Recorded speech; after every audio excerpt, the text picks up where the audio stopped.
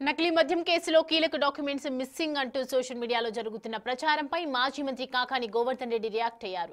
ప్రతి చిన్న రాజకీయ విమర్శలకు స్పందించనని చెప్పారు. అసలు కోర్టులో ఫైల్స్ మిస్ అయితే మొత్తం ఫైల్స్ మాయం చేస్తాం గానీ కొన్ని డాక్యుమెంట్స్ మాత్రమే ఎందుకు మిస్ చేస్తామని ప్రశ్నించారు. ఫోర్జరీ కేసులో ఫైల్స్ మిస్ అయ్యాయని గతంలో తనపై ఆరోపణలు వచ్చాయని సిబిఐ విచారణ జరిపి నాకు క్లీన్ షీట్ ఇచ్చిందని గుర్తు చేశారు. కావాలని తనపై అసత్య ప్రచారాలు చేస్తున్నారని మండిపడ్డారు.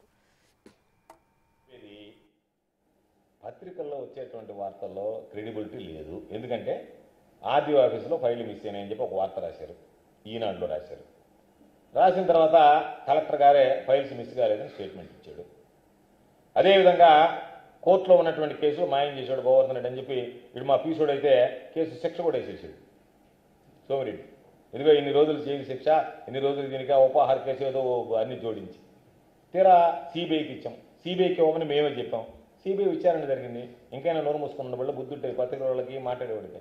సిబిఐ విచారణ జరిపి సిబిఐ క్లీన్ చిట్ ఇచ్చి సంబంధం లేదన్నారు. కాబట్టి కోర్టు నుంచి కోర్టుకు వెళ్ళేటప్పుడు ఫైల్స్ మిస్ అయితే నేను ఆ విధంగా చేసేటప్పుడు మొత్తం ఫైల్ మిస్ చేస్తాను తప్ప కొన్ని పేపర్లు ఎందుకు మిస్ చేస్తాం? కాబట్టి రాసేవాడికైనా బుద్ధి ఉండాలా, ఆ మాట్లాడేవాడికైనా బుద్ధి సిగ్గు ఉండాలా. ఏదంటే ఏదో ఒక విధంగా ఇబ్బంది పెట్టాలా, ఈ ప్రభుత్వాన్ని ప్రశ్నించేవాడిని అన్పాపులర్ చేయాలా.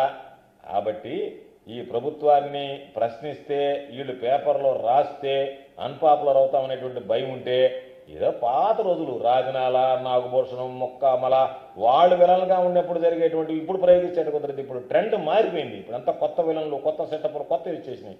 కాబట్టి ఆ పాత రోజుల్లో ఇంకా మీరు రాజనాల, మొక్కమల, నాగభూషణం వాళ్ళు ఉన్నప్పుడు అదే విలనిజం ఈరోజు కూడా మేము చూపిస్తామంటే అది అవుట్డేటెడ్ అయిపోయింది. అది పనికిరాదు. ఇప్పుడు అంతా దేనికైనా సరే ధైర్యంగా మోటుకునేదానికి సిద్ధంగా ఉంటారు తప్ప మీలాగా ఏదో చెప్పిన సమయంగా శైలిజారం వచ్చినప్పుడు ముడుకునేటువంటి పరిస్థితి ఉండదు. అధికారం లేకపోతే. అధికారం ఉంటే మాత్రం మీసాలకి గడ్డాలకి రంగులేసే కలకలాడుతూ ఉన్నట్టుగా, మిగతా అప్పుడు మాత్రం ఏదో మామూలుగా కుక్కర్ దగ్గర కోడి ముడుచుకొని ఉంటారు. ఒక్కొక్కటి ఏం కూడా మాట్లాడు. కాబట్టి అది ఉండదు. ధైర్యంగా ఏనికైనా సరే మోటుకునేటువంటి వాళ్ళం.